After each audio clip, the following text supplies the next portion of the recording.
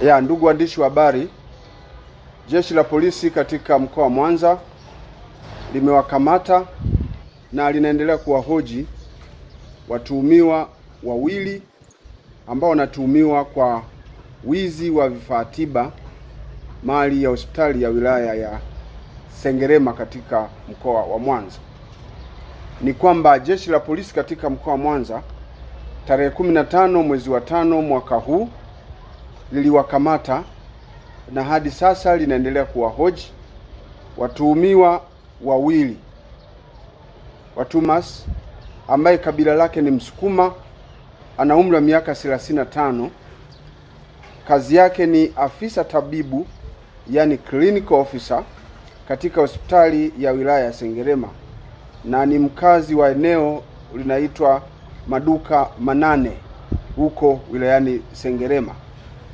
Wa pili anaitwa Novat Kalori Felician ambaye kabila lake ni Mnyambo, ana umri wa miaka 36, kazi yake ni mfanyabiashara lakini pia ni mmiliki wa zahanati binafsi iitwayo Elabs iliyoko wilayani Sengerema na mkazi wa mtaa wa Soweto huko Sengerema.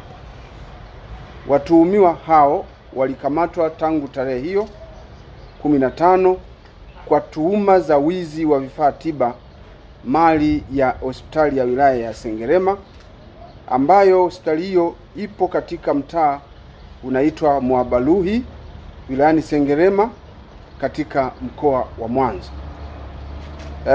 Tarehe 4 mwezi wa 4 mwaka huu ilibainika kuwa vifaa ambavyo ni vifaa tiba vya hospitali hiyo vilikuwa vimeibiwa katika hospitali hiyo, na mara tu baada ya kubainika huko kwamba vifaa hivyo vimeibiwa, wahusika, nikiwa na maana ya viongozi wa hospitali hiyo, waliweza kutoa taarifa kwa Jeshi la Polisi. Kwa hiyo Jeshi la Polisi tangu tarehe 4 mwezi wa 4 lilipokea hizo taarifa na uchunguzi ulianza kufanyika.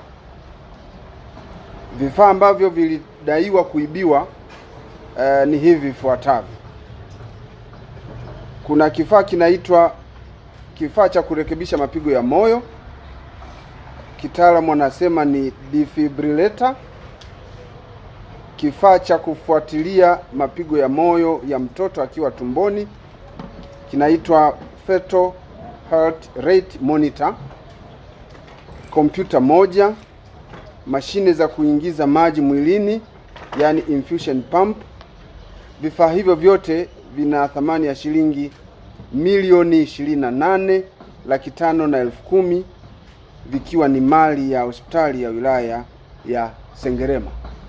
Na mara tu baada ya taarifa hizo kuwa zimefikishwa kwa Jeshi la Polisi, Jeshi la Polisi lilianza ufuatiliaji wa kina kuhusiana na tukio hilo la wizi wa mali za serikali, ambapo katika ufuatiliaji huo tuliweza kuwakamata watuhumiwa wawili ambao nimewataja.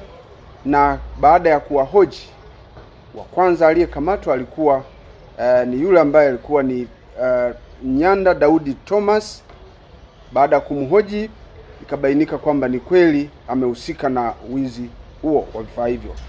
Lakini katika ufuatiliaji wetu tuliweza kubaini pia kwamba vifaa hivyo vingine vilikuwa vimeuzwa kwa huyu mfanyabiashara na mmiliki wa zahanati ambaye nimemtaja hapo juu.